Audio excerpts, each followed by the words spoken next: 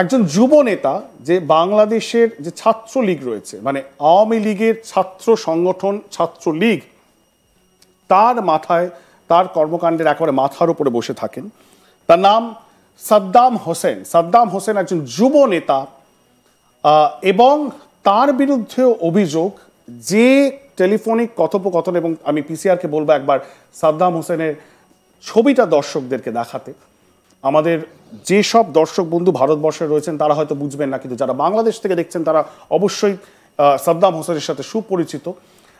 কি প্রেক্ষিতে, কি সার্কামস্টেন্সে তারা এই ধরনের যোগসাযোগ রেখেছেন এমন কিছু ফোর্সের সাথে যারা শেখ হাসিনা সরকারের পতন ঘটাতে চাইছিল, সেটা আমরা জানি না।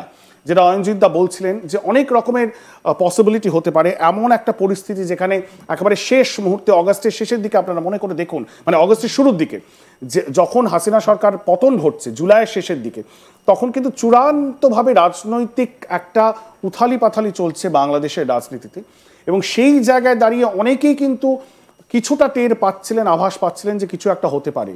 মজার বিষয় এবং সবচেয়ে বড় প্রশ্ন, শেখ হাসিনা সরকারে বা তার চারপাশে তিনি যাদের দ্বারা পরিবৃত, তারা কেন তাকে জানালেন না? শেখ হাসিনাকে আগে কেন জানানো হলো না যে সত্যি তার সরকারের এত বড় ক্ষতি হতে পারে? তিনি যদি জানতে পারতেন তাহলে কি অন্য রকমভাবে কিছু করতেন?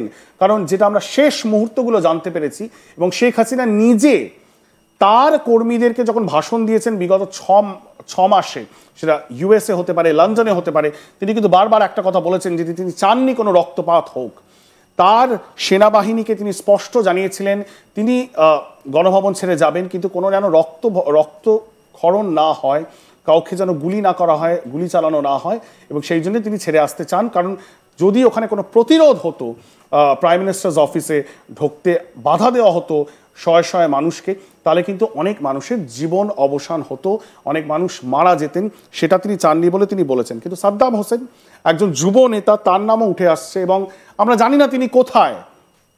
বিভিন্ন মিডিয়া রিপোর্টসে যেটা আমরা পেয়েছি, আমরা শুনি যে তিনি অজ্ঞাতবাসে রয়েছেন। তিনি কোন দেশে রয়েছেন, কোথাও রয়েছেন তিনি জানি না, কিন্তু এইটুকু আমরা কনফার্ম করতে পারি যে তিনি এই মুহূর্তে বাংলাদেশে নেই, এবং তিনি বাংলাদেশ ছাড়তে সক্ষম হয়েছিলেন। অনেক আওয়ামী লীগের নেতা মন্ত্রী যারা দেশ ছেড়ে পালিয়েছেন এই ইন্টারিম রেজিমের সময়, তার মধ্যে সাকসেসফুলি পালাতে পেরেছেন সাদ্দাম হোসেন। তিনি এই মুহূর্তে বাংলাদেশে নেই। অয়নজিৎদা, কুইকলি আমি সাদ্দাম হোসেন সম্বন্ধে তোমার যদি কোনো অভিমত থাকে।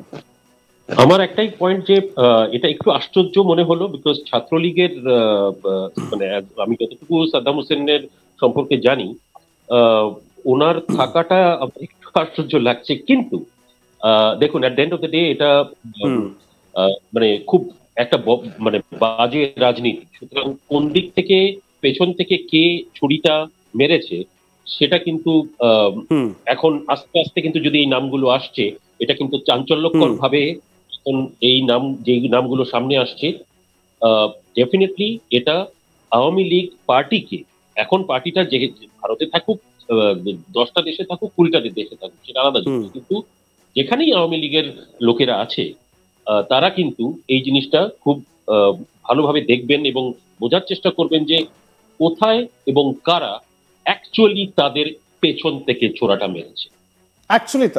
কারণ যারা আওয়ামী লীগের কর্মীরা রয়েছেন, যারা, দেখো, নেতারা তো বেরিয়ে যেতে সক্ষম হয়েছেন, নেতাদের কাছে অনেক বেশি রিসোর্স রয়েছে, অনেক বেশি পয়সা রয়েছে, তারা ঠিক দেশ ছেড়ে পালিয়েছেন। কিন্তু এই মুহূর্তে আওয়ামী লীগের তৃণমূল স্তরের কর্মীরা, যারা অনেকে পরিবারের নিজেদের আপনজনকে হারিয়েছেন পলিটিক্যাল রেট্রিবিউশনের জন্য, কি হারে তাদেরকে পেটানো হয়েছে, তাদের উপর আক্রমণ করা হয়েছে, তাদেরকে মেরে ঝুলিয়ে দেওয়া হয়েছে, সেটা তো বারবার খবরে এসেইছে। সেই জায়গায় যারা মাটি কামড়ে এখনো পড়ে রয়েছেন, তাদের কাছে তো এটা একটা চূড়ান্ত বড় বিশ্বাসঘাতকতা। আমি বারবার বলছি, আমরা জানি না কি সার্কামস্ট্যান্সে এটা হয়েছে। এটা শুধুমাত্র আওয়ামী লীগ শেখ হাসিনা সরকার পতনের মাত্র 1 সপ্তাহ আগেকার টেলিফোনিক কথোপকথনের সার্ভেলেন্স রিপোর্ট, যেটা গোয়েন্দা সংস্থার মাধ্যমে বাংলাদেশের গোয়েন্দা সংস্থা তৈরি করতে পেরেছে, এবং যেটা এখন ভারতীয় গোয়েন্দার কাছেও এসে পৌঁছেছে।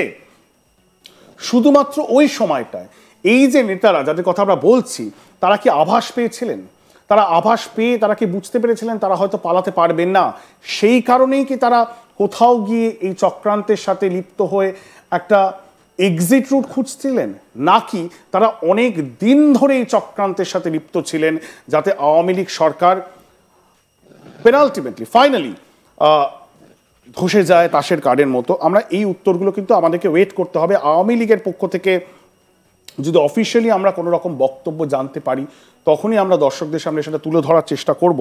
কিন্তু দুজন নেতার কথা বললাম, আমি আপনাদের সামনে বলেছি যে প্রায় 16 জন এমন নাম রয়েছে আমাদের কাছে, শুধুমাত্র আওয়ামী লীগ নয়, তার মধ্যে বিএনপি রয়েছে, জামাত রয়েছে, কিছু আমলা রয়েছে, কিছু প্রফেসররা রয়েছেন ঢাকা এবং অন্যান্য ইউনিভার্সিটির।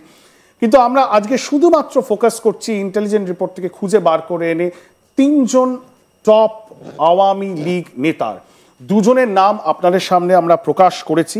এবার পালা 3য় জনের, এবং এই 3য় জনের নামে মাইন্ড ইউ যথেষ্ট সারপ্রাইজ রয়েছে। আপনারা সত্যি কিন্তু আমাদের বাংলাদেশের যারা দর্শকরা রয়েছেন তারা কিন্তু যথেষ্ট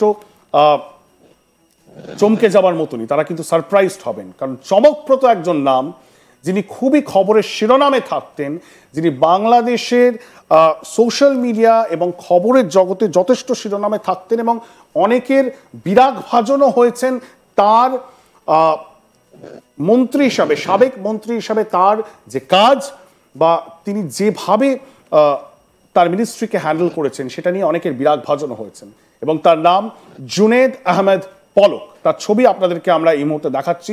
জুনেদ আহমেদ পলক একজন ইয়াং মন্ত্রী, ডাইনামিক মন্ত্রী, যিনি যথেষ্ট কন্ট্রোভার্সিয়ালও ছিলেন বলে বলা হয়।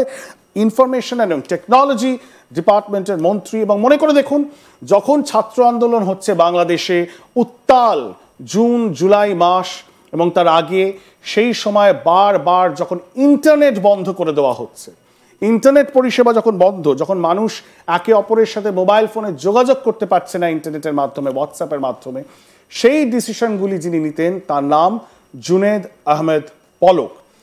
তিনি পলাতক নন, তিনি পালাবার চেষ্টা করেছিলেন, কিন্তু অগস্ট মাসেই পুলিশ তাকে গ্রেপ্তার করে ঢাকা এয়ারপোর্ট থেকে।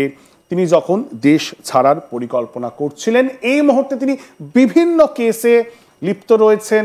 তিনি তাকে বারবার কোর্টে প্রডিউস করা হচ্ছে। আপনারা সেই ছবি নিশ্চয়ই আমাদের বাংলাদেশের বন্ধুরা যারা বাংলাদেশ মিডিয়া প্রতি মুহূর্তে দেখেন তারা জানেন কিভাবে হেলমেট পরিয়ে, বুলেট প্রুফ জ্যাকেট পরিয়ে জুনেদ আহমেদ পলককে বিভিন্ন সময় কোর্টে প্রডিউস করা হয়। তিনি এই মুহূর্তে কাস্টাডিতে রয়েছেন, এই সরকারের কাস্টাডিতে রয়েছেন, মানে ইন্টারিম সরকারের কাস্টাডিতে রয়েছেন। কিন্তু যে গোয়েন্দা রিপোর্ট, গোয়েন্দারা তারা তাদের রিপোর্টে জানাচ্ছেন যে ঠিক সরকার পতনের 1 সপ্তাহ আগে বিভিন্ন স্টেক হোল্ডার যারা এই প্ল্যানটা করছিলেন তাদের সাথে যোগসাযোগ ছিল জুনেদ আহমেদ পলকের। তার কিছু কথোপকথন, সেটাকে ফ্ল্যাগ অফ করে দেওয়া হয়। ভারতীয় ইন্টেলিজেন্স এজেন্সি তারা ফ্ল্যাগ অফ করেছিলেন বাংলাদেশের ইন্টেলিজেন্স এজেন্সিকে, এবং বাংলাদেশের ইন্টেলিজেন্স সংগঠনগুলি, গোয়েন্দা বিভাগ, তারা কিন্তু ফোনে আড়ি পেতে যেটা জানতে পারেন সেটা কনফার্ম করছেন যে জুনেদ আহমেদ পলকও এমন কিছু আলোচনা, এমন কিছু যোগসাযোগ তার ছিল যেটা কিন্তু যথেষ্ট সন্দেহজনক।